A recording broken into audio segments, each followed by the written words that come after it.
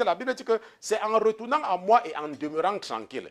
Et je vais demander à la caméra de revenir sur moi parce que je dois, n'est-ce pas, vous amener à comprendre cela. Il faut apprendre à rester tranquille. Ce que l'ennemi va faire, l'ennemi va utiliser la technique des Assyriens. N'est-ce pas? Rappelez-vous, au temps de Sanchérib, la Bible dit que Ézéchias va croire, n'est-ce pas, qu'en donnant l'argent et l'or, les Assyriens devaient le laisser tranquille, mais nous avons vu que Sanchérib, le roi d'Assyrie, va envoyer le Tartan, le Rapsaké et le Rapsaris. Et qu'est-ce qu'ils vont faire pour pouvoir faire sortir le roi? Ils vont commencer à bavader. Donc le bavardage est une technique que l'ennemi utilise. Pourquoi? Parce que l'ennemi, si ce n'est que toi qui peux révéler tes secrets à l'ennemi, ce n'est que toi qui peux révéler tes secrets. Et le meilleur moyen, c'est de t'amener à parler. C'est de t'amener à parler. C'est pour ça que je conseille toujours, et c'est un conseil que je donne toujours, il faut apprendre à rester tranquille. Il ne faut pas rentrer dans une discussion avec le camp opposé. Non. L'Éternel dit que c'est en retournant à moi et en demeurant tranquille. C'est dans le repos et la confiance que sera votre force. Donc en tant que chrétien, n'est-ce pas, cette discussion-là, ça ne sert à rien.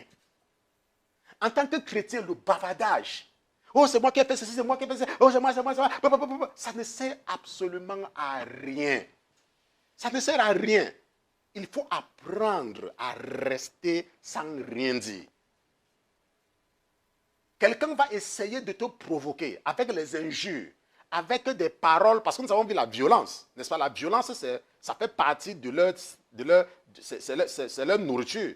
Ils vont essayer d'utiliser la violence, ils vont utiliser de la provocation, ils vont utiliser... Mais il faut savoir rester tranquille. La Bible dit que le roi avait ordonné au peuple que vous ne répondrez pas. Il faut les laisser. Je vous assure, c'est quand tu parles, et après tu vas regretter parce que dans le bavardage, tu vas dire quelque chose. Dans le bavardage, tu vas dire quelque chose. Alors que si tu restes tranquille, maintenant, tu n'es pas obligé d'écouter l'ennemi. Tu n'es pas obligé. Moi, ma technique, c'est que quand je suis dans une situation conflictuelle avec une personne, quand la personne commence à parler, je tourne le dos, je pars. Je tourne le dos, je pars. On se comprend? Tu tournes le dos et tu es parti. Tu restes faire quoi là? Parce que si tu restes, les paroles entrent dans tes oreilles. N'est-ce pas? Et ça va certainement t'affecter. Alors que si tu ne restes pas là, si tu ne donnes pas l'occasion à quelqu'un de te dire quelque chose, ça ne pourra pas t'atteindre. Maintenant, donc, c'était donc le rappel de ce que nous avons vu. J'ai passé, n'est-ce pas, beaucoup de temps à expliquer, n'est-ce pas, verset par verset, Ésaïe chapitre 30.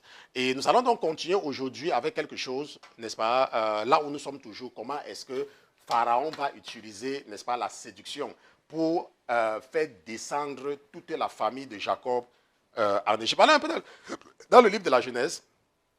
Allons dans Genèse chapitre 45. Et regardons quelque chose de très important là-bas, Genèse chapitre 45. Où est-ce que nous sommes? Nous sommes dans Genèse chapitre 45. Ok. Et regardons à partir du verset 16. Parce que c'est la suite, n'est-ce pas? On a fait le reste, on est seulement en train de faire la suite. Regardons à partir du verset 16. Je rappelle encore que c'est l'étude biblique. Peut-être que tu nous écoutes pour la première fois, tu es tombé sur cette vidéo à hasard, n'est-ce pas? Nous sommes le ministère chrétien pour la vie de sanctification et le thème de l'étude biblique de ce soir, c'est le secours de l'Égypte. Et le secours, ça veut dire, l'Égypte c'est le monde. Okay? Quand tu entends parler de l'Égypte dans la Bible, c'est le symbole du monde. Et quand on parle du secours de l'Égypte, ça veut dire que les gens, que quand ils sont dans des problèmes, ils cherchent le secours des gens autour d'eux. N'est-ce pas? Le secours des gens autour d'eux. Ils font des vidéos, n'est-ce pas? Pour avoir l'approbation des gens. N'est-ce pas? Ils racontent des choses dans les vidéos parce qu'ils veulent que les gens les soutiennent. Est-ce que vous comprenez? C'est un peu cela le secours de l'Égypte. Et nous avons vu que le secours de l'Égypte est vanité, c'est néant. Ok? Et c'est ça que la Bible nous a dit dans Ésaïe chapitre 30. Alors,